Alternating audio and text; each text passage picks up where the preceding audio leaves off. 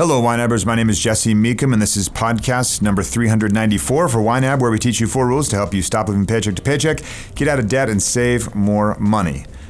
Last week, I talked about, in the September 3rd issue of the Wall Street Journal, talked about get it on paper version still. I like to hold the paper. I like my fingers to be a little dirty at the end to get the little ink on the fingers. I like the feel of the paper.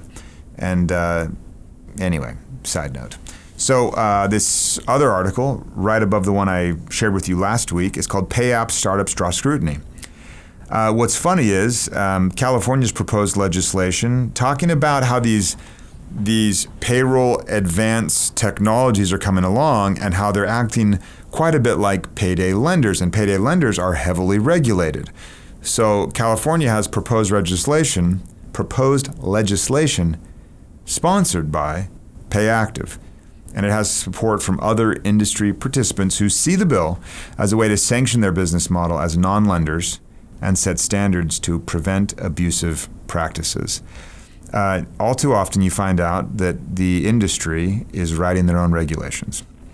It happens all over the place. Just look anywhere, not even closely, and you find it. And it's a way to ward off competition and entrench yourself more often than not. So that's no surprise at all. That is very common for the industry to be writing the regulations. But the pay apps themselves are interesting. You have several different kinds that, you've got Earnin, the one that they've got. Cabbage does these kind of quick, or not Cabbage, that's a small business lender that I don't like either, but Cashable is another one. There are a ton, and they're popping up like crazy. The article said that they're, quote, tapping into thirst for fast cash for millions of Americans who live paycheck to paycheck. 80% of Americans do, and we're doing our best to help those that are to break that cycle without borrowing. You do not break the cycle by borrowing money. You're just kicking the can down the road. What's interesting is this industry, this payday or pay app, kind of payday advance industry is poised, they say, for exponential growth. One research group, I don't know how do you say it, AIT group, estimated the app companies handled 18.6 million early U.S. payroll transactions in 2018, valued at more than $3 billion. But what investigators from different states are looking at is whether these apps that come under the guise of, hey, give us a tip, or here's this monthly fee, or this monthly membership, or this club fee, or whatever it's called, that it's actually just interest. And interest of the high kind.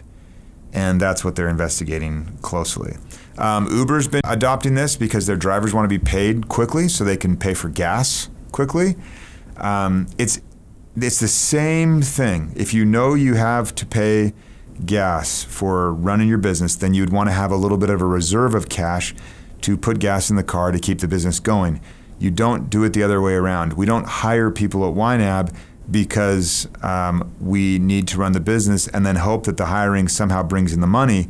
We already have the money saved so that when we do the hiring, we can afford it. And that's not a knock on Uber drivers. It happens all over the place. You've got a home builder and they're saying, I need you to give me this money because I need to build this, thing for you, and give me the money first. And in no other situation do I pay before I receive something, but you have the cycle flipped around. It happens all over the place. In the U.S., there's a quote here, we have this pay cycle that holds back people's pay. That's what the chief executive of Earnin said. His name's Ram Palaniappan. I apologize, Ram, for that. In the U.S., we have this pay cycle that holds back people's pay. And to flip it on its head like that is brilliant phrasing. What we've been able to do is to give people access to their pay as they earn it. And that's supposed to fix the paycheck to paycheck cycle. I mean, heaven forbid you do a little bit of work, maybe for 2 weeks, and then you're paid. Gosh, here at YNAB, we only pay monthly. I did it that way for myself, and when I started hiring employees, I didn't change it, and no one complained because people used YNAB, and once a month seemed just fine. But if you were to go to monthly at most employers, the employees would just freak out because there's no way they could go an entire month without having some money roll in or going on to one of these apps to get some money quickly. These are usually small loans, and they're expensive loans. What's interesting is it's, of course, mostly going to be for the unbanked. It's mostly going to be for the underbanked, and those that are fully banked, it's not really used. Well, it's used, just not to the same proportion, I should say. And then by education, what do you guess? The more educated the person is, the less they're using it.